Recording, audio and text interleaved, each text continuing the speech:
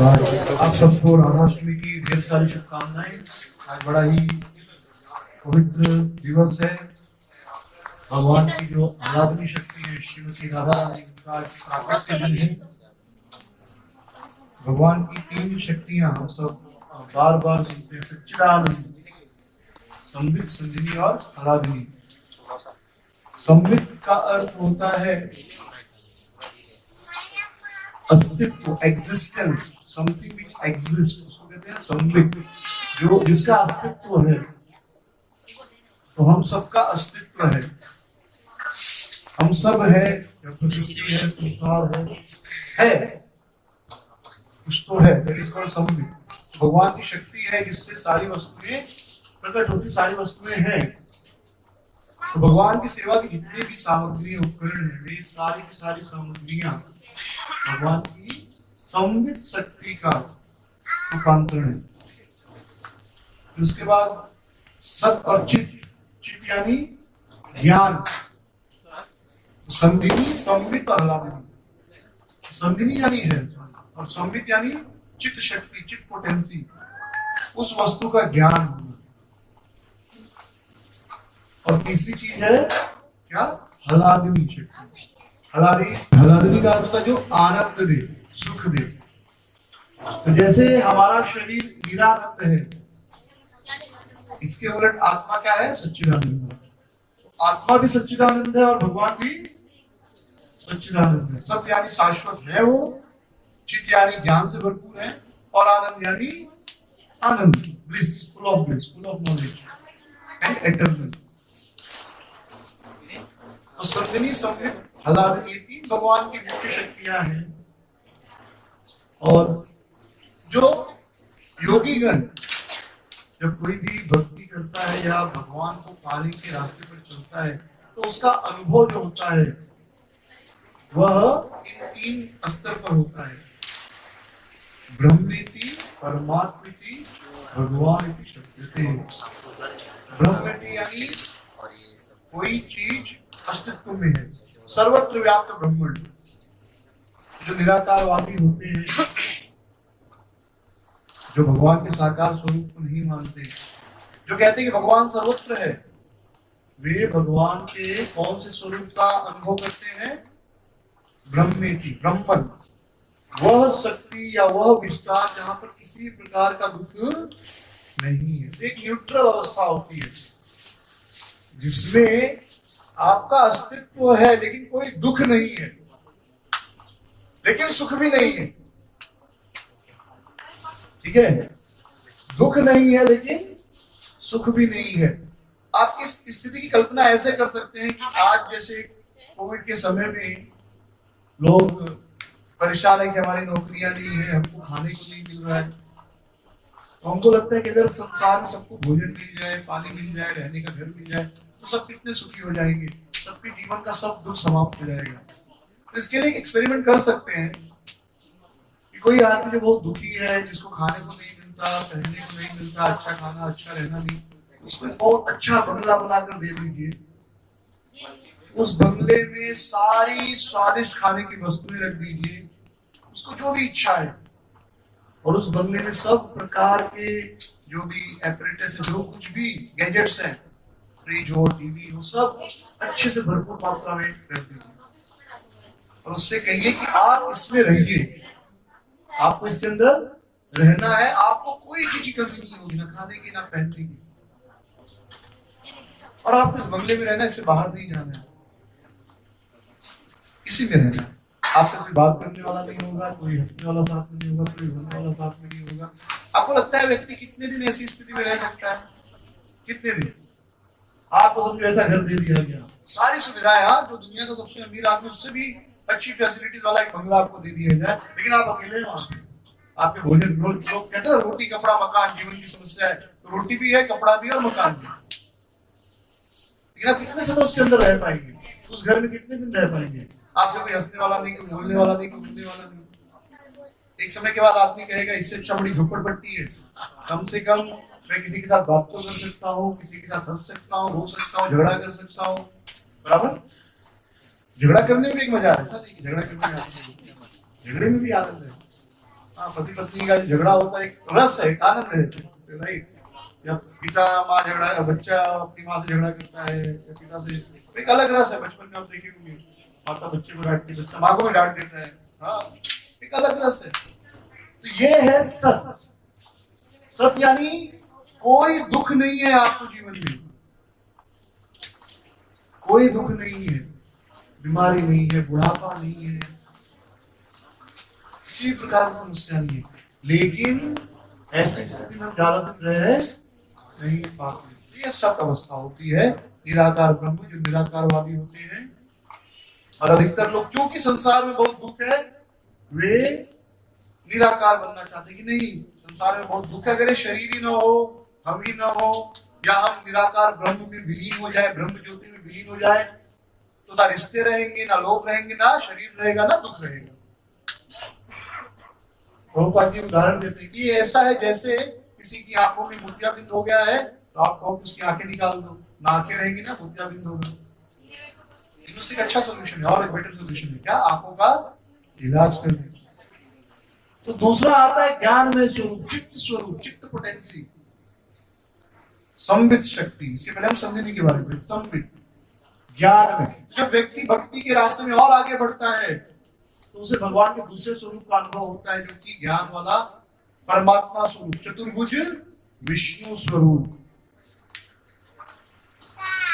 भगवान शंख चक्र गदा धारण किए चतुर्भुज विष्णु रूप में है। हम उनके सेवक हैं, कृष्ण या विष्णु हमारे स्वामी हैं।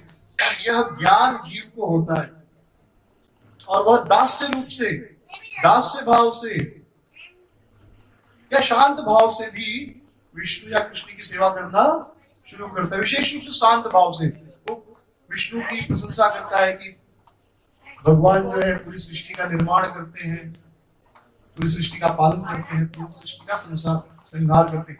यह ज्ञान उसको होता है, परमात्मा स्वरूप का अनुभव होता है कि कृष्ण जो है परमात्मा रूप में मेरे हृदय में है, उनके कारण मैं हूं, उनके कारण यह सृष्टि है। यह ज्ञान उत्पन्न होता है। लेकिन यह ज्ञान केवल ज्ञान, इसका भी कोई उपयोग नहीं है। जैसे आपको ज्ञान हो कि रसगुल्ला मीठा है, लेकिन जब तक खाइए नहीं तब तक कोई फायदा नहीं है, राइट? तो केवल ज्ञान होने से अनुभव नहीं होता, ज्ञान होने का कोई विशेष लाभ नहीं होता।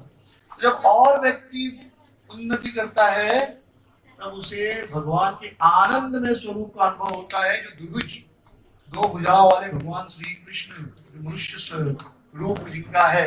भगवान मनुष्य नहीं है, लेकिन मनुष्य जैसे दिखते हैं। एक्चुअली हम उनके जैसे दिखते हैं, ऐसा कह सकते हैं, ठीक है? हम कॉपी हैं उनके। तो वे श्री कृष्ण जो बांसुरी बजाते हैं, ब्रज में लीला करते हैं, अपने सखाओं के साथ नाचते हैं, गाते हैं, खाते हैं, खेलते हैं, अपने सखियों के साथ नाचते हैं, गाते हैं, खाते खेलते हैं, अपने माता पिता के साथ विहार करते हैं, उनको आनंद देते हैं, माखन चुराते हैं। उस स्वरूप का अनुभव कौन सा अनुभव है? आनंद का। इस तीन स्तर पर भगवान का एक व्यक्ति, एक जीव अनुभव करता है।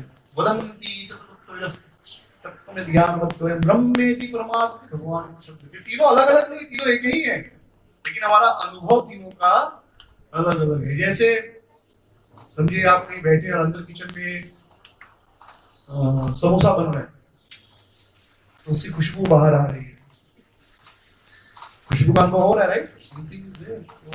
वो खुशबू आपको एक आनंद देगी।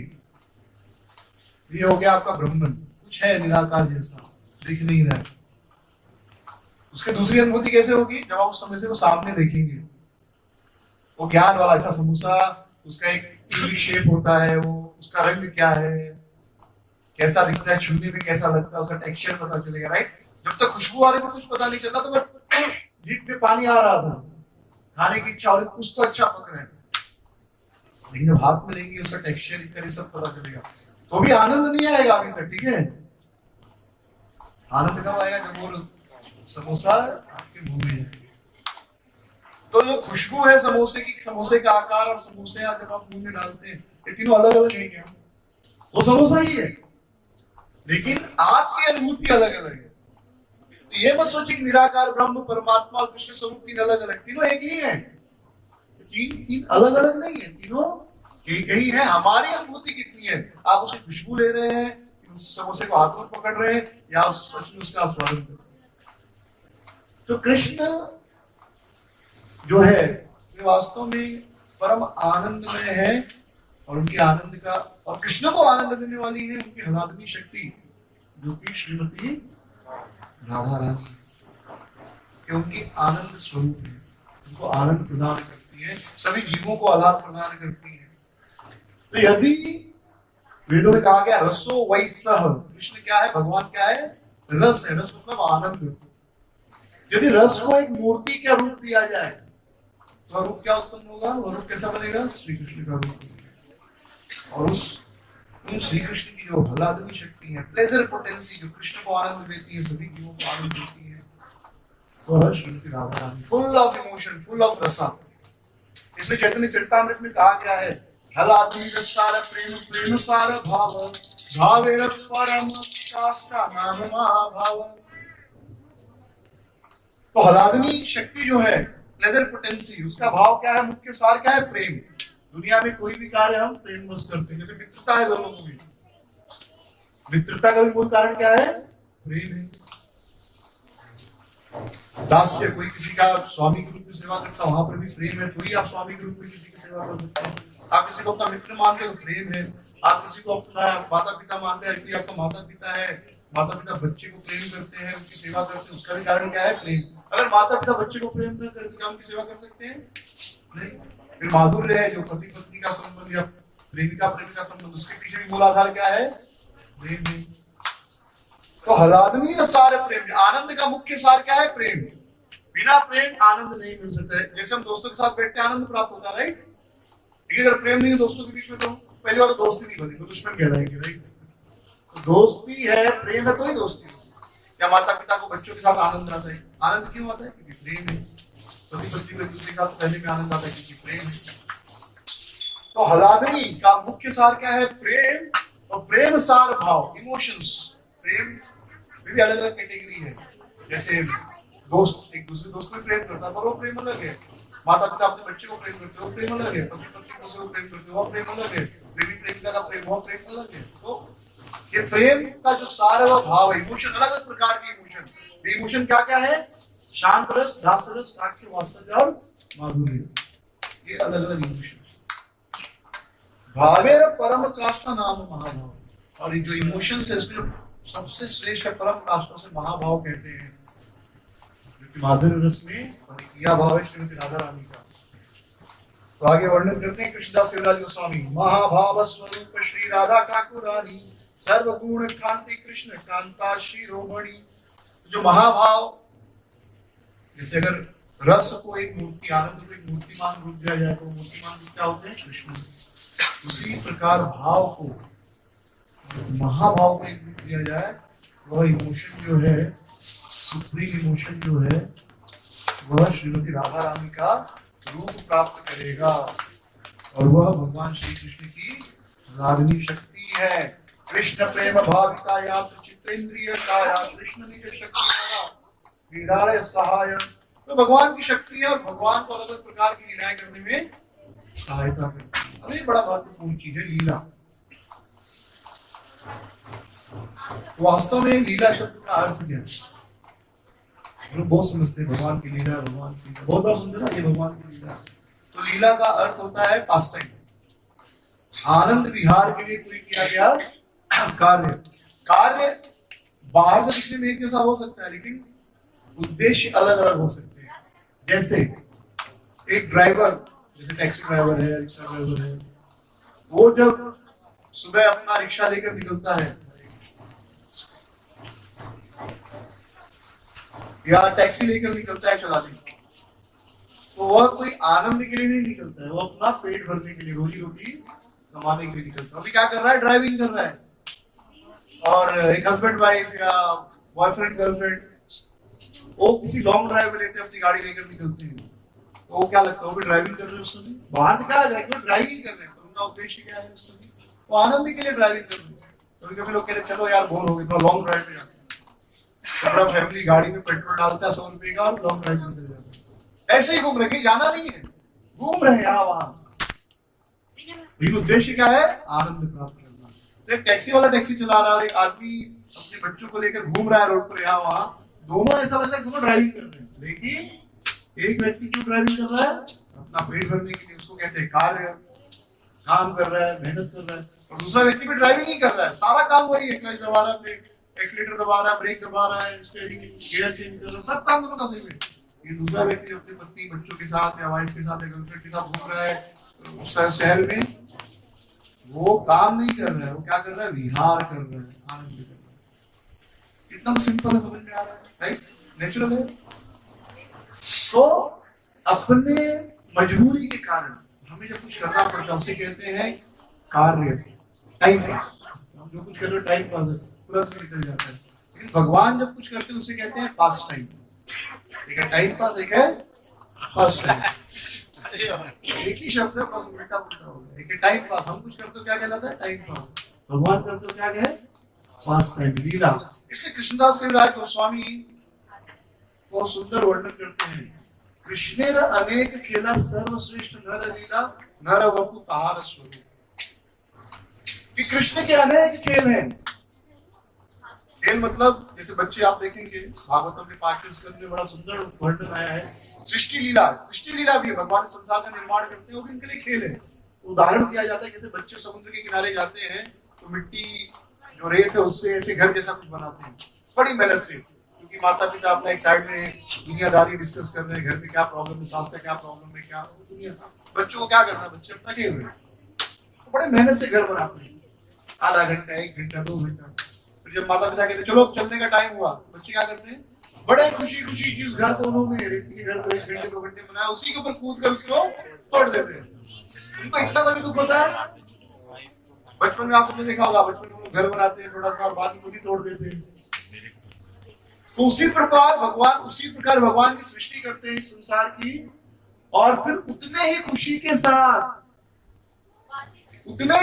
साथ इस संसार का प्रलय भी कर देते हैं।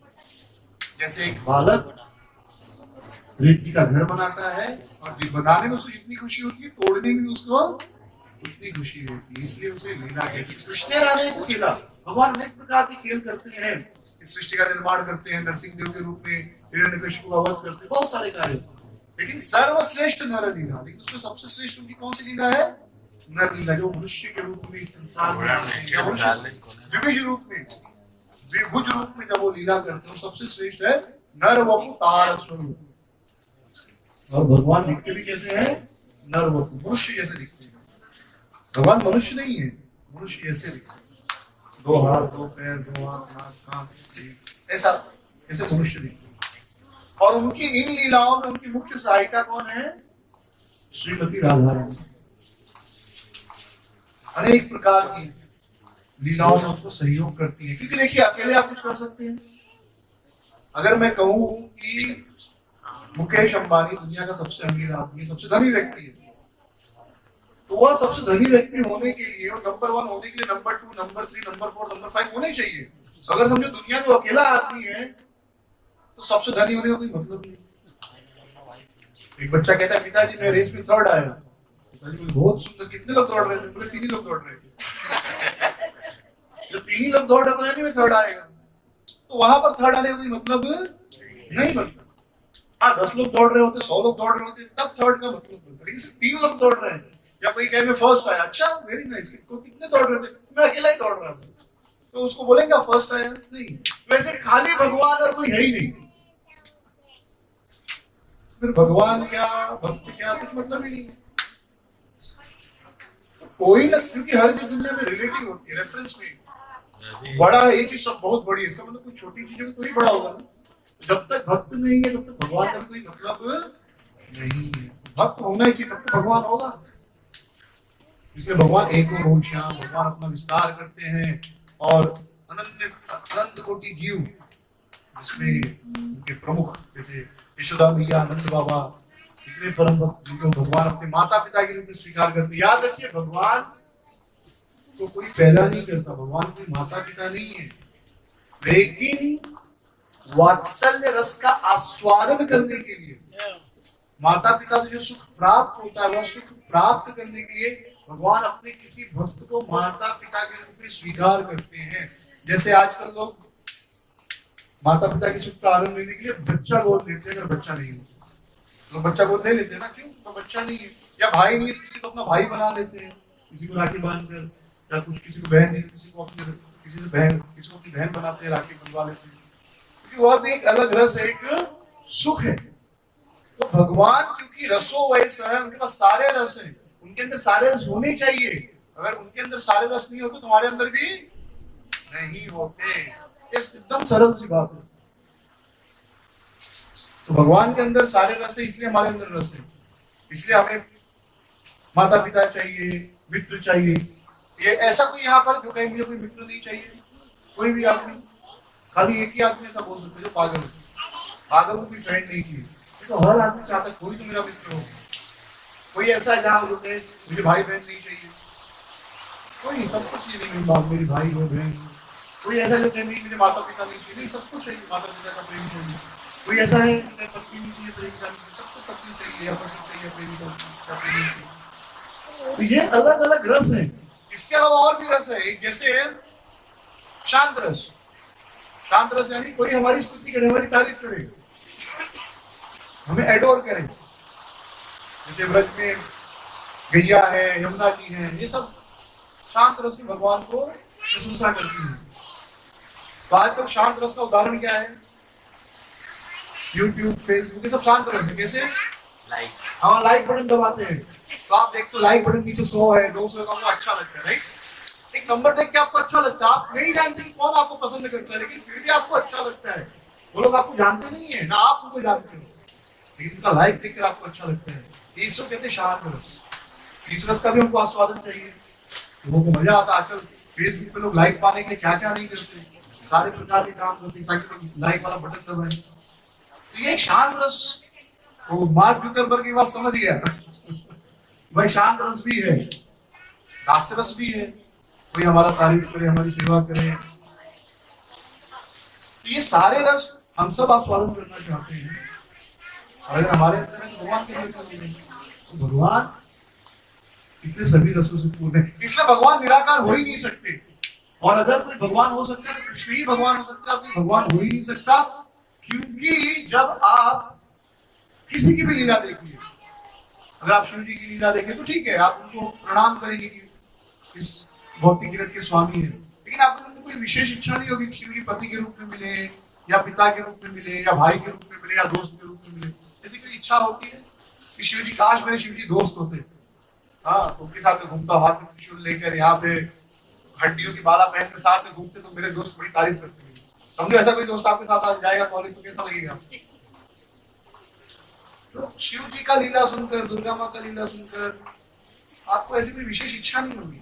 आप प्रणाम करेंगे कि इनसे मुझे ये सारे सुख मिलेंगे, अच्छे बच्चे मिलेंगे, अच्छी पत्नी मिलेगी, अच्छा पति मिलेगा, लेकिन उनको अपना पुत्र बनाने की इच्छा नहीं होगी, उनको अपना पिता, अपनी पत्नी, अपना बेटा या अपना पति बनाने की इच्छा नहीं होगी।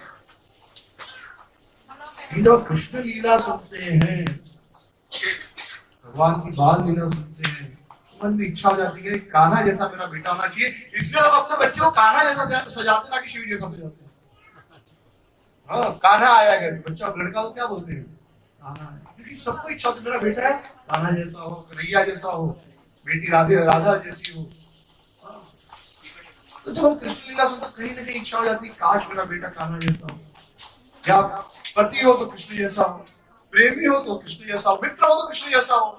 जब कृष्ण सुदामा की कथा सुनते हैं, कृष्ण अर्जुन की कथा सुनते हैं, कृष्ण अपने सखाओं के साथ नाच रहे, गा रहे, खेल रहे, मन में इच्छा होती है यार काश मेरा भी ऐसा दोस्त हो, जिंदगी में मजा आए। और किसी का बारे में सुन के ऐसा इच्छा होता है?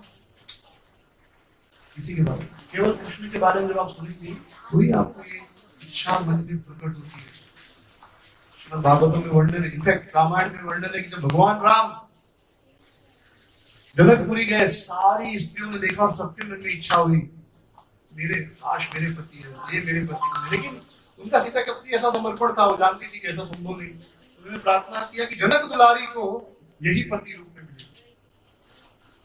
लेकिन सबको इच्छा हुई पति के रूप में उनको पाने की, और भगवान ने सबको गोपी बनाया अगले जीवन में, और कृष्ण रूप में उनकी वो इच्छा पूरी की। तो जब हम भगवान का सुंदर रूप देखते हैं तो इच्छा होती है उनको अपना पुत्र बनाने की, अपना सखा बनाने की, अपना बंधु बनाने की, अपना प्रेमी बनाने की। इसके अलावा किसी के साथ वो संबंध स्थापित नहीं कर पाता। अब बाकी सबका सम्मान तो भगवान के रूप में कर सकते हैं, चाहे, क्योंकि हर धर्म वाले कहते हैं भाई हमारा भगवान सही है, तो ठीक है। तर्क के रूप में देखिए, आप किसी के बारे में वर्णन सुनिए, चाहे जीसस, चाहे अल्लाह, यहोवा, शिव जी, दुर्गा माता, सुनिए, और कृष्ण कथा सुनिए न्यूट्रल रूप से। खाली जब हम कृष्ण कथा सुनेंगे तो न्यूट्रल रूप से अगर आप सुनेंगे तो कहीं ना कहीं इच्छा होगी काश कृष्ण जैसा मेरा बेटा हो। सत्य है कि नहीं? हाँ, ये नहीं कि हम कृष्ण भक्त इसलिए ऐसा बोल रहे, आप निष्पक्ष रूप से सबके बारे में पढ़िए, सबके बारे में सुनिए, तो इच्छा होगी कृष्ण ही जैसा बेटा मिले, या कृष्ण जैसा पति मिले, या कृष्ण जैसा प्रेमी मिले, या इसके जैसा मिले। कृष्ण ही भगवान और सभी जीवों के साथ सभी प्रकार का संबंध रख सकते हैं। इसलिए जो चैतन्य महाप्रभु से सनातन गोस्वामी ने पूछा, के आमी केने हमार जाने ताकत रहे, कहीं न जाने के मन हित है, कि मैं कौन हूं, मैं क्यों तीन प्रकार के ताकत रहे कष्ट दे रहे, मुझे पता नहीं मेरा लाभ कैसे होगा। तो सनातन गोस्वामी कहते हैं जीवेर स्वरूप है नित्य कृष्णदास, कृष्ण शक्ति नित्य भेदा भेद प्रकाश। जीव का स्वरूप क्या हो? नित्य कृष्ण दास है, और कृष्ण की तटस्था शक्ति है, और वह कृष्ण है भी और नहीं भी, यानी भेद भेद, भगवान जैसा है भी और नहीं भी है, थोड़ा सा है। जैसे भगवान भी सच्चिदानंद है, हम भी सच्चिदानंद है, भगवान का आनंद अनंत मात्रा में, हमारा थोड़ा है, भगवान का आनंद ज्ञान है, हमारा थोड़ा है, भेद अभेद प्रकाश।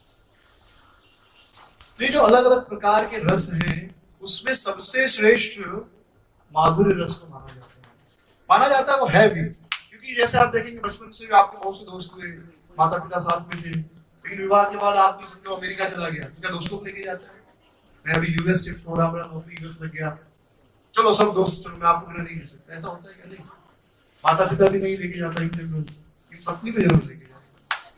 सत्य है कि नहीं? सत्य है कि झूठ बोल रहा हूँ मैं? पत्नी के साथ जरूर जाएगा, बाकी भाई बंधु बहन सबको नहीं लेके जाएगा, पत्नी में जरूर लेके जाएगा। संसार में देखी हुई बात है, क्योंकि वह रस जो है माधुर्य, वो बाकी सभी, ये जो सभी प्रकार के रस है, शांत, दास, साक्ष्य, वात्सल्य और माधुर्य, तो माधुर्य रस में बाकी सभी रस आ जाते हैं। जैसे शांत रस, शांत रस की परिभाषा देते हुए कृष्णदास कविराज स्वामी कहते हैं, कृष्ण निष्ठा तृष्णा त्याग, कृष्ण के प्रति पूर्ण निष्ठा हो और तृष्णा का त्याग, यानी कोई भौतिक इच्छा नहीं, केवल कृष्ण की सेवा की इच्छा, वह शांत रस। फिर दास्य में एक चीज और जुड़ जाती है, कृष्ण निष्ठा तृष्णा त्याग प्लस सेवा, एक्टिव सर्विस, कृष्ण को सेवा करना, प्लस जब हम दास्य से साक्ष्य में आते हैं तो एक चीज और ऐड हो जाती है, क्या?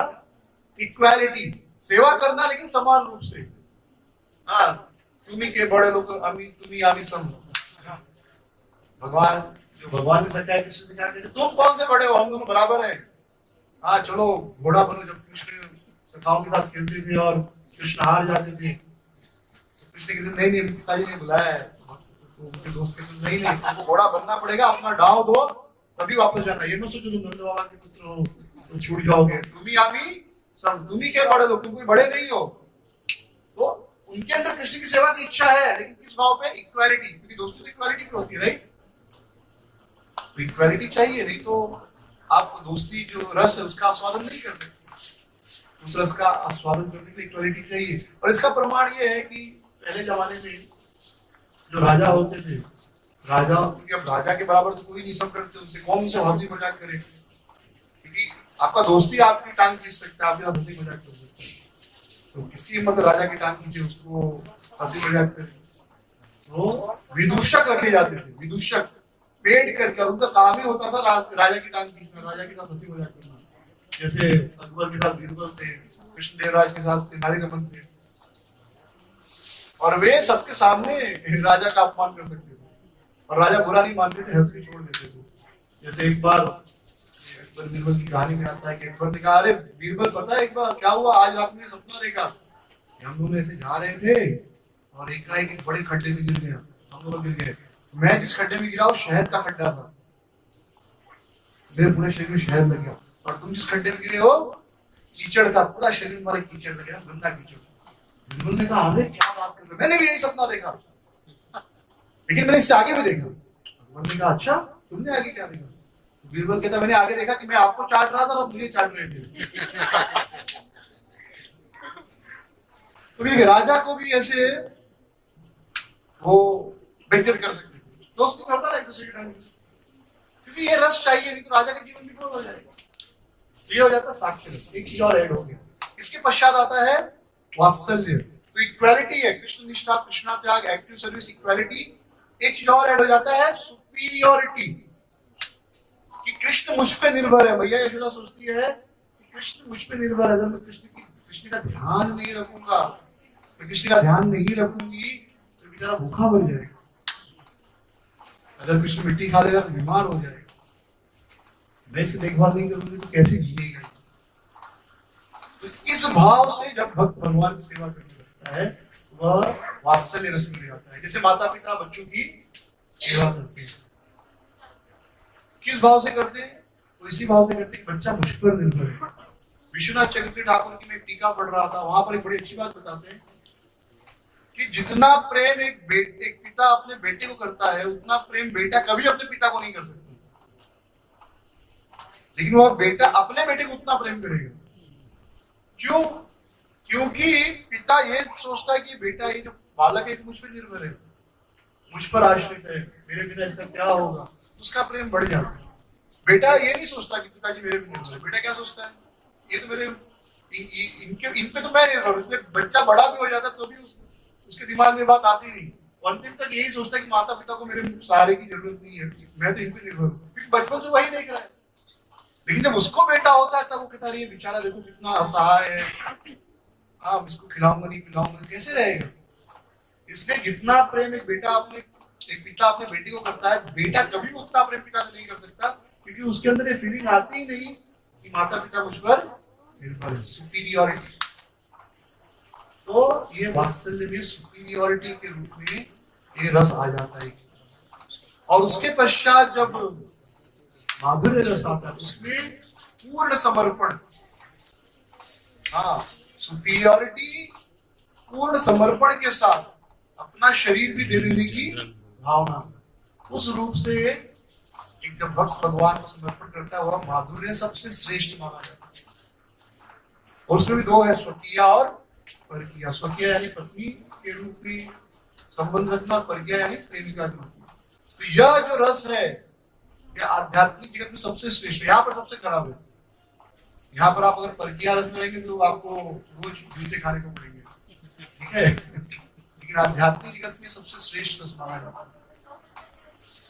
उस रस की जो महाभाव है, महाभाव स्वरूपा श्रीमती राधा रानी उस रस में भगवान श्री कृष्ण को प्रेम करती है, उनकी कृष्ण के प्रति पूर्ण निष्ठा है, उन्हें कोई तृष्णा नहीं है, वे कृष्ण की सेवा करती है, कृष्ण के मित्र के रूप में रहती है, कृष्ण की सेवा करती सुपीरियर रूप में भी, और अहम भाव भी है, कृष्ण से नाराज भी हो जाती है, नाराज होकर क्रोधित होकर कहती जाओ आपसे बात ही नहीं करनी है। कभी यशोदा मैया ऐसा नहीं कह सकती कृष्ण को, या कृष्ण के सखा ऐसा नहीं कह सकते। तो जो सुपीरियोरिटी और थोड़ा ईगो ऐड होता है वो है माधुर्य, उसमें परकीय रस। लीला इतनी सुंदर है, कृष्ण के अंदर सारे रस हैं, हमको न्यूट्रल रूप से चीजों को स्टडी करना चाहिए, भावनात्मक रूप से नहीं। क्योंकि जब आपसे कोई पूछेगा कि हम आपके भगवान को क्यों अपना भगवान, बहुत से भगवान है, तो हम जब इस परिप्रेक्ष्य में सोचेंगे, कोई कहेगा नहीं मैं मानता हूँ इसलिए, तो फिर तो कोई किसी को भगवान मान सकता है। लेकिन जब आप न्यूट्रल रूप से सोचेंगे, तर्क के साथ अपने प्रकृति को देखेंगे, लोगों की प्रकृति को और फिर भगवान की प्रकृति को, तो देखेंगे कृष्ण ही सबके साथ सभी प्रकार के रस का आस्वादन करते हैं, उनके अलावा कोई नहीं। चाहे किसी दूसरे धर्म का भगवान अल्लाह हो, यहोवा हो, जीसस हो, या हिंदू धर्म में हम किसी और को, शिव जी को, ब्रह्मा जी को, नारद जी को पकड़ लेते। तो श्रीमती राधा रानी का एक ही कार्य होता है, कृष्ण को सुख देना, किसी भी परिस्थिति में, किसी भी स्थिति में। श्रीमद् भागवतम में वर्णन है, जब भगवान श्री कृष्ण व्रज छोड़कर चले गए, और अलग अलग ग्रंथों में, अग्नि पुराण इत्यादि ग्रंथों में भी है, भगवान जब ब्रज छोड़कर चले गए तो पूरे ब्रज के वासी जितने भी थे, माता यशोदा, नंद बाबा, सखा सखियां, गोपियां, सब बहुत दुखी थे, सब बहुत रोते थे। और उनको ऐसा लगता था कि कृष्ण से विरह, उससे अच्छा है वो हम मर जाएं, आत्महत्या कर लें। लेकिन उन्होंने कभी आत्महत्या नहीं की। जैसे दशरथ जी ने राम के वियोग में प्राण त्याग दिए, लेकिन नंद बाबा ने राम के कृष्ण के वियोग में प्राण नहीं त्यागे। तो ये कहेगा देखो दशरथ जी का प्रेम ज्यादा था, नहीं। दशरथ जी ने केवल अपना सोचा कि मैं राम का दुख नहीं सह पा रहा हूं, इससे अच्छा मर गया। नंद बाबा ने क्या सोचा कि कृष्ण तो वापस आने वाला है, कृष्ण ने कहा है वापस आएगा, और जब वो वापस आएगा और देखेगा कि मैं मर गया हूं, कृष्ण को कितना दुख होगा, और मैं किसी भी कीमत पर कृष्ण को दुखी नहीं करना चाहता। तो मैं भले बहुत दुखी हूं, भले मरना ज्यादा आसान है जीवित रहने से, लेकिन कृष्ण की खुशी के लिए, उनकी प्रसन्नता के लिए मैं मरूंगा। इसलिए उन्होंने अपने प्राण त्यागे नहीं। बाह्य रूप से देखेंगे तो दशरथ जी का त्याग ज्यादा बड़ा लगता है, प्राण त्याग नहीं। उन्होंने अपना सोचा, भगवान राम को कितना दुख हुआ उस कारण कि हमारे पिता छोड़कर चले गए। दशरथ जी को सोचना चाहिए था ना, ये तो सच्चे प्यार करते हैं ऑफकोर्स, ये जो अलग रस है, नंद बाबा का अलग रस है, अलग भाव है। तो नंद बाबा ने ऐसा नहीं सोचा। उसी प्रकार गोपियां भी रोज सुबह उठकर अपना सुंदर श्रृंगार करती थी, अपने आप को सुंदर तरीके से सजाती थी। कोई कहेगा अरे ऐसी स्त्रियां जब भगवान के विरह में दुखी थी तो रोज श्रृंगार क्यों करती थी? तो गोपियां रोज अपना श्रृंगार करती थी केवल इस उम्मीद में कि कृष्ण ने कहा है वापस आएंगे, आज आ गए और देखें कि हम दुखी है, रो रहे हैं, तो वो कितना दुख होगा। उनको दुख नहीं देना है, बल्कि वो हमको जब सुंदर सजा देख तो खुश होते हैं।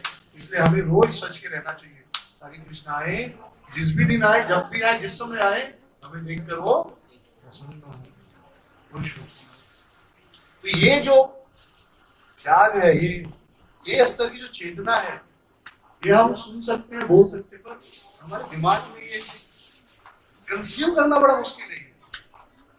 हमें एक दिन खाना समय पे नहीं मिले तो नाराज हो जाते हैं, कोई थोड़ा सा अपमान कर दे तो हमें दुख हो जाता है। इस स्तर पर किसी को प्रेम करना, अच्छा लोगों में तलाक भी हो जाता है शादी के बाद, और लव मैरिज के बाद तलाक भी हो जाते हैं। अरेंज मैरिज का तलाक तो समझ में नहीं आता मुझे, ठीक है अरेंज था, लव मैरिज में कहा तलाक हो गया।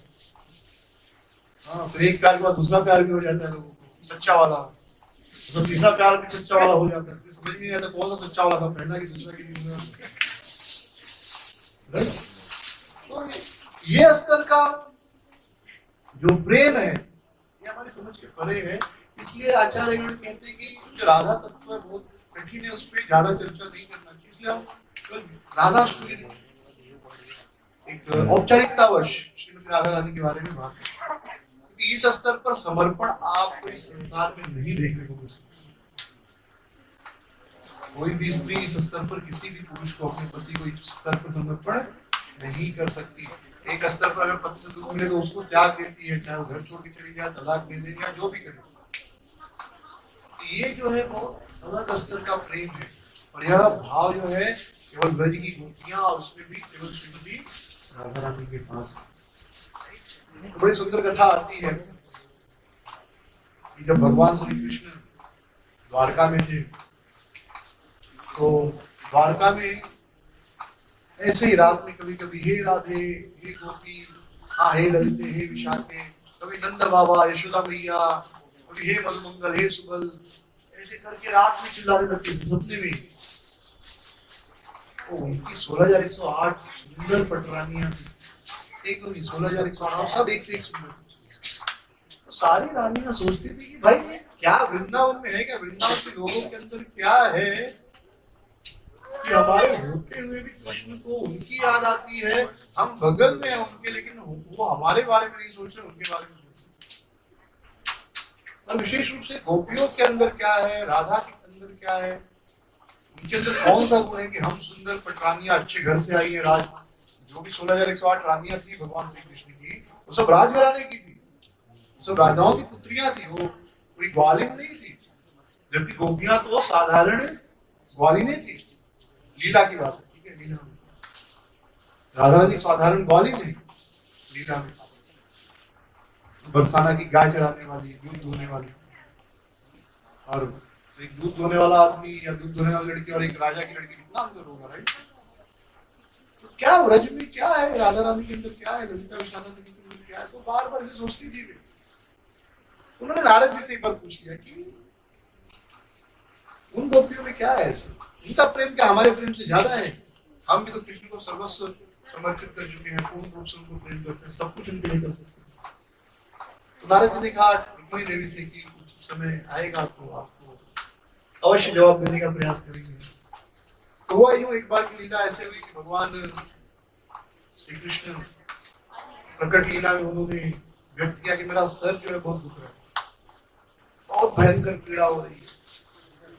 तो सारी रानियां, पटरानियां, रुक्मिणी देवी, सत्यभामा, जामवंती सब बहुत परेशान हो गई। कालिंदी सबने कहा क्या उपाय है, क्या उपाय है? वैसे बुलाए गए, सब कुछ इलाज हुआ, ठीक नहीं हो रहे। नारद जी प्रकट हुए, सारी रानियों ने पूछा कि नारद जी क्या उपाय क्या है, कैसे ठीक होंगे भगवान कृष्ण, कैसे ठीक होंगे? नारद जी ने कहा बड़ा सरल उपाय है, आप क्या करो, अपनी चरण की धूली, पैरों की धूली दे दो, कृष्ण के सर पे मल दो, आपके पैर की धूली कृष्ण के चरणों में लगा, सर पे लगा दो, सर दर्द समाप्त हो जाएगा। सारी रानियां डर गई, अरे हमारे पैर की धूली अगर हम भगवान के चरण में लगाएं, सर में लगाएंगे, हमें नरक जाने को मिलेगा, हमें कहाँ जाना पड़ेगा? नरक में। साधारण रूप से भी अगर पत्नी अपने पैर का धूली अपने पति के सर पे लगा ले तो वो भी पापगामिनी है, तो फिर भगवान के सर पे अपने पैर की धूली लगाना मतलब कौन सा नरक मिलेगा, कल्पना भी नहीं कर सकते। तो स्पेशल नरक बनाना पड़ेगा, राइट? तो हम ये नहीं करेंगे। नारद जी ने कहा भाई अब धूली तो लाना है। तो नारद जी ने कहा ठीक है, देखता हूँ कोई तो तैयार होगा। नारद जी कहाँ पहुंचे? वृंदावन।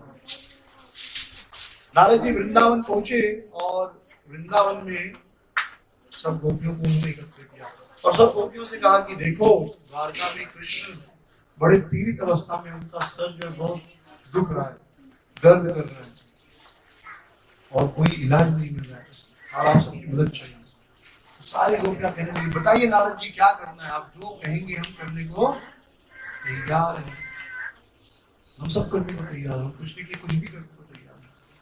नारद जी ने कहा कुछ ज्यादा नहीं करना, आपके पैरों में जो धूली लगी हो धूली मिलाकर दे दो, वह कृष्ण के माथे पर लगाएंगे तो कृष्ण ठीक हो जाएंगे, स्वस्थ हो जाएंगे। सारी गोपियां तुरंत आगे आ गई, मेरे पैर का धूली लेके जाइए, मेरे पैर का धूली, मेरे पैर का धूली। नारद जी ने कहा अरे आप लोग को डर नहीं लगता, आपके पैर की धूली अगर आप भगवान के सर पे लगाओगे, परम ब्रह्म है, पूर्ण पुरुषोत्तम भगवान है वो, परम ब्रह्म परम धाम पवित्रम परम भगवान पुरुषम शाश्वतम दिव्य मादि देवम भजम विभु। अर्जुन जब उनका विश्व रूप देखते हैं तो वर्णन करता है परम ब्रह्म परम धाम, वो परम ब्रह्म परम धाम, उनके चरणों में उनके सर का उनके पैर की धूली दोगे, आपको नरक जाना पड़ेगा, आपको डर नहीं लगता? गोपियों ने कहा हम नरक में जाएंगे तो चलेगा, हम नरक में जाएंगे तो चलेगा, लेकिन कृष्ण को कष्ट नहीं होना, उनका सिर दर्द तो जाना चाहिए। नारद जी धूली लेकर आ गए, सारी जो द्वारका की रानियां हैं, पटरानियां सब हैरान हो गई, कौन किसने धूली दिया, किसको नरक जाने से डर नहीं लगता? नारद जी ने कहा कि ब्रज की सारी गोपियां तैयार हैं, किसको नरक में जाना पड़ेगा तो चलेगा, लेकिन कृष्ण को सर दर्द नहीं होना चाहिए। तब जाके द्वारका की जो महर्षियां हैं, रानियां हैं, उनको यह समझ में आई वास्तव में कृष्ण क्यों उनसे इतना प्रेम करते, क्यों ब्रज की गोपियों से इतना प्रेम करते। तो श्रीमती राधा रानी जो ब्रज की गोपियां हैं, इसलिए श्रील ध्रुव गोस्वामी पाद कहते हैं कि यदि आप जो 5 प्रकार के रस हैं, आपने लोगों को बताते हैं उपदेशामृत, ये जो 5 प्रकार के रस है, अगर आप इस रस में कृष्ण के साथ संबंध स्थापित करना चाहते हैं, आप इस रूप में कृष्ण की सेवा करना चाहते हैं, उनके माता पिता बनकर या मित्र बनकर या सखा बनकर या प्रेमी प्रेमिका बनकर या दास्य रूप से, तो आपको ब्रजानुगामी, ब्रज के जो लोग हैं, ब्रज के लोग हैं, उनका अनुगमन करना चाहिए। जैसे जो कृष्ण को अपने पुत्र के रूप में देखना चाहते हैं, पुत्र भाव से उनकी सेवा करना चाहते हैं, उन्हें यशोदा मैया नंद बाबा को अपना आदर्श मानना चाहिए, इनसे सीखना चाहिए। सखाओं को मधुमंगल सुबला, इनसे सीखना चाहिए कैसे दोस्त का रूप में हमको कृष्ण की सेवा करनी है। तो ये जो है राधा रानी की विशेष भाव है। और जो गौड़ीय वैष्णव संप्रदाय है, उस परंपरा के अनुसार भगवान की करुणा शक्ति है, कौन है? श्रीमती राधा रानी। तो कृष्ण हिसाब किताब करते हैं। हाँ, कृष्ण क्या करते हैं? हिसाब किताब करते हैं। ईशा को एकदम पापम जनाना पुण्य कर्मणा ते द्वंद्व मोह निर्मुक्त भजन्ते माम। हाँ, भजन्ते माम निर्मुक्त। जिसका पाप समाप्त हो गया, तेषा तो एकदम पापम, जिसके पाप समाप्त हो गए, और जिनकी जनाना पुण्य सुकृता, जिनके पुण्य उदय हुआ है, वे मेरा भजन कर सकते हैं। वे ही मेरा भजन। भगवान का भजन करने के पहले भगवान देखते हैं कि इनका पुण्य उदय हुआ कि नहीं, पाप खत्म हुआ है कि नहीं। तो हमारे पाप कहाँ से खत्म होंगे? संसार में रोज जाने अनजाने कितने पाप होते हैं।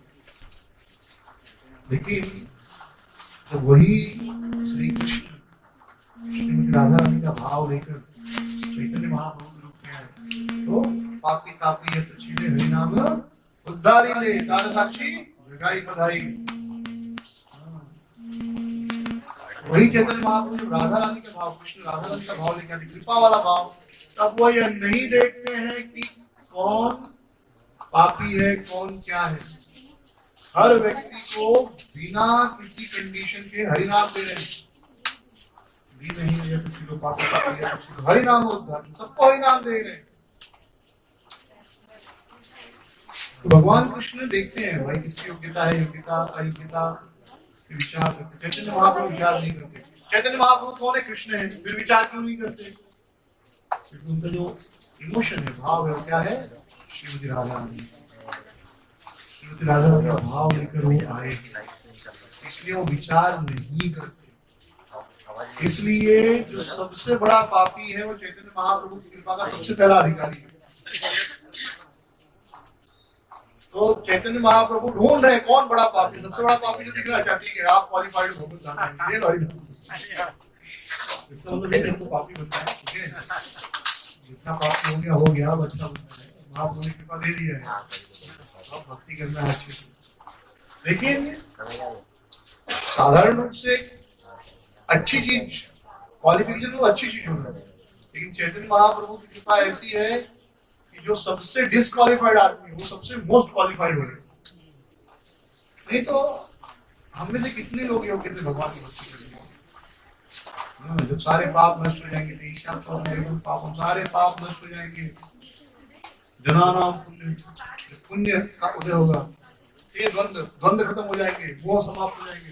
किसका द्वंद्व समाप्त होगा, किसका मोह समाप्त होगा, पता नहीं कब समाप्त होगा। उसके बाद भगवान का भजन करेंगे। कितने जन्म लग जाएंगे पता नहीं। चैतन्य महाप्रभु और उनके महान भक्त श्री प्रभुपाद, उनकी कृपा से हर व्यक्ति को यह भक्ति का जो है पथ मिला। तो श्रीमती राधा रानी जो है भगवान की करुणा शक्ति है, और वह भगवान से भक्तों की सेवा भगवान से ज्यादा करती है। उनको भक्तों की जो है फिक्र भगवान से ज्यादा है। जैसे हम पढ़ते हैं सनातन गोस्वामी पाद, रूप गोस्वामी पाद तथा रूप गोस्वामी एक बार सनातन गोस्वामी से मिलने आ रहे थे। रूप गोस्वामी के मन में इच्छा हुई कि बड़े दिनों के बाद बड़े भाई मिलने आ रहे हैं तो उनको खीर खिलाई जाए। ये कथा कहाँ का है? टेर कदम। खीर खिलाई जाए तो वहाँ टेर कदम में रहकर भजन किया। तो एक सन्यासी आदमी, भिक्षुक आदमी बाबा जी, उसके पास क्या है? खीर बनाने के चावल चाहिए, दूध चाहिए, और बहुत सारा ड्राई फ्रूट चाहिए, गुड़ चाहिए। अब भिक्षा मांगेंगे और किसी से मांगते नहीं थे। हाँ, जो अपनी इच्छा से जो देते वो चुपचाप ग्रहण कर लेते थे। अब वो भिक्षा में कहेंगे भाई मुझे दूध चाहिए, खीर बनाना, बासमती चावल चाहिए, तो सोचेंगे ना कैसा बाबा है सन्यासी होगा। हाँ, तो इस्कॉन में प्रभुपाद जी का कृपा है कि भक्त लोग पनीर खाते हैं, तो सन्यासी भी पनीर खाते हैं और ब्रह्मचारी भी पनीर खाते हैं और पिज्जा खाते हैं और बर्गर खाते हैं। अन्यथा जो वैराग्य का पथ है, वैराग्य का जो पथ है वो बड़ा अलग है। भिक्षा कहाँ माधु करी, शुष्क रोटी चना चबाए, त्याग भोग। विप्र घर में भिक्षा मांगते, विप्र भिक्षा माधुकरी करते थे, रूप सनातन शुष्क रोटी, सूखी रोटी, ये कल की आज की, जैसे रात का बच गया है तो उसमें दे दिया विश्राम, या किसी दिन रोटी निकला तो कुछ चला किसी ने दे दिया, वो चबाकर जीवन निर्वाह करके भजन करते थे। तो कहाँ से खीर बनाने के सामान मिले? लेकिन मन में इच्छा आ गई, भक्त के मन में इच्छा है, और कभी शुद्ध भक्त के मन में, रूप गोस्वामी से भक्त के मन में इच्छा आ जाए, राधा रानी बालिका के रूप में आई और उन्होंने कहा, बाबा माँ ने आपके लिए खीर, आपके लिए दूध भेजा है, चावल भेजा है, गुड़ भेजा है, आप खीर बना देना, और खीर बना के पा देना। गोस्वामी है ना, उन्होंने ठीक है, कोई गाँव वाला कोई वाला ग्वाली होंगे, दे दिया, बहुत बढ़िया खीर बनाया उन्होंने, उससे खुशबू भी अलग आ रही थी। सनातन गोस्वामी आए, तो गोस्वामी ने खीर बनाकर पहले भगवान को भोग लगाया, फिर सनातन गोस्वामी को खाने को दिया। सनातन गोस्वामी खीर खाए तो खीर तो इस संसार की है ही नहीं, गोलोक का दूध है, राधा रानी लेके आई, तो यहाँ का डेयरी वाला दूध थोड़े लाएंगे, हाँ वो का जर्सी गाय वाला, हाँ केमिकल वाला दूध थोड़े, गोलोक वाला दूध सुंदरी गाय का दूध। सनातन गोस्वामी खीर खाते ही उन्होंने कहा, अरे ये दूध, ये खीर कैसे बनाई आपने? उन्होंने कहा कि एक बच्ची आई थी, छोटी गोपी आई थी, बालिका, उसने देखी गई, लाली आई थी, लाली आई थी, देखी गई। उन्होंने कहा, नहीं ये जो है खीर यहाँ का नहीं है, चावल जो दूध यहाँ का लगता है। अच्छा रूप, तुमने मन में इच्छा की थी क्या खीर बनाने की? तो गोस्वामी कहा, हाँ खीर बनाने की इच्छा की थी। तब सनातन ने कहा, आपने इच्छा की, इसलिए स्वयं श्रीमती राधा रानी आई और आपको खीर का यह प्याला देकर गई, आपको चावल देके गई ताकि आप खीर बनाओ। हम यहाँ व्रज में किशोर किशोरी की सेवा करने के लिए है, सेवा लेने के लिए नहीं, इसलिए आप आगे से ऐसी इच्छा मत करना। ये जो है, ये इमोशन जो है, आपको केवल ब्रह्म मंत्र गौड़ी संप्रदाय में मिलेगा कि भगवान भक्तों के सेवक बन जाते हैं। ये तो आप कहीं पर भी देखेंगे तो भगवान का वर्णन है, पूरा दुनिया बनाने वाला, उसके सामने उसको प्रणाम करो, उससे डरो, प्रणाम करो, बस यही है। गौड़ी वैष्णव संप्रदाय है, श्रीमद् भागवतम, गौड़ी वैष्णव संप्रदाय अलग से नहीं है, श्रीमद् भागवतम में केवल वर्णन, जहाँ पर परम ब्रह्म जो है वो अपने भक्तों का सेवक बन जाता है। अहो भाग्यम नंद गोकुलेशम यन्पत्रम परमानंदम पूर्ण ब्रह्म सनातनम। सुखदेव गोस्वामी वृंदावन वासियों के भाग्य का वर्णन करते हुए कहते हैं, अहो भाग्यम, कितने बड़े भाग्य की बात है। नंद गोप ब्रजे कुसुम, जो नंद बाबा है, गोप इत्यादि ब्रज के लोग हैं। यन मित्रम परमानंदम, इनका मित्र कौन है? परमानंद, यानी भगवान कृष्ण। वो परम आनंद देने वाला कौन? पूर्ण ब्रह्म, जो पूर्ण ब्रह्म है, सनातन। केवल भागवतम संप्रदाय ऐसा श्रीमद् भागवतम जिसमें भगवान भी अपने भक्तों की सेवा करते हैं, और श्रीमती राधा रानी उसमें सबसे ज्यादा तत्पर है। और आप सब लोग सुने होंगे कथा, जब रघुनाथ दास गोस्वामी भजन कर रहे थे राधा कुंड के तट पर, तो उस समय राधा कुंड ऐसा कबीला नहीं था, जंगल था। आज से 500 साल पहले जंगल था पूरा। आज तो 5 स्टार होटल भी खुल गए राधा वृंदावन में, आज वहां आपको पिज्जा बर्गर नहीं मिलेगा, लेकिन उस समय ऐसा हालत नहीं था। उस समय पूरा जंगल था, पूरा जंगल, शेर घूमते थे राधा कुंड, ये सब जगह पे वृंदावन पूरा जंगल था, शेर घूमते थे वहां पर, शेर, सियार, लोमड़ी, जो भी सारे जंगली पशु। और मधुकरी के लिए मथुरा जाना पड़ता था, मथुरा शहर था। वृंदावन और बाकी जो राधा कुंड ये सब शहर था, गोवर्धन पूरा जंगल था। राधा कुंड में जब भजन करते थे तो एक बार सनातन गोस्वामी क्या देख रहे हैं कि रघुनाथ दास गोस्वामी भजन कर रहे हैं, जप कर रहे हैं, और एक शेर उनके बगल से आकर पानी पी रहे हैं। तो सनातन, और धूप काफी, दोपहर समय काफी धूप, तो श्रीमती राधा रानी क्या की है, उनके सर पर अपनी चुनरी लेकर खड़ी है, इनको धूप नहीं लगे। रघुनाथ दास गोस्वामी इतने, रघुनाथ दास गोस्वामी, शय गोस्वामी में सभी गोस्वामी की कथा बड़ी सुंदर है। रघुनाथ दास गोस्वामी की कथा जो हृदय को स्पर्श कर रही है, बहुत सुंदर। और दूर कृष्ण धनुष बाण लेकर खड़े कि अगर ये शेर आक्रमण करता है तो मैं बाढ़ छोड़ दूंगा। दोनों देखा, सनातन गोस्वामी जब शेर पानी पीकर चला गया तो सनातन गोस्वामी ने रघुनाथ गोस्वामी से कहा कि देखो आप यहाँ भजन कर रहे हो, लेकिन राधा रानी आपके लिए सिर पर चुनरी लेकर खड़ी ताकि आपको धूप नहीं लगे, उनको कष्ट देना अच्छी बात नहीं है, तो आपके लिए हम कुटिया बनवाएंगे, उस कुटिया में बैठ के भजन करो। तब जाकर कुटी बनी, तब से भजन कुटी का जो है प्रचलन प्रारंभ हुआ।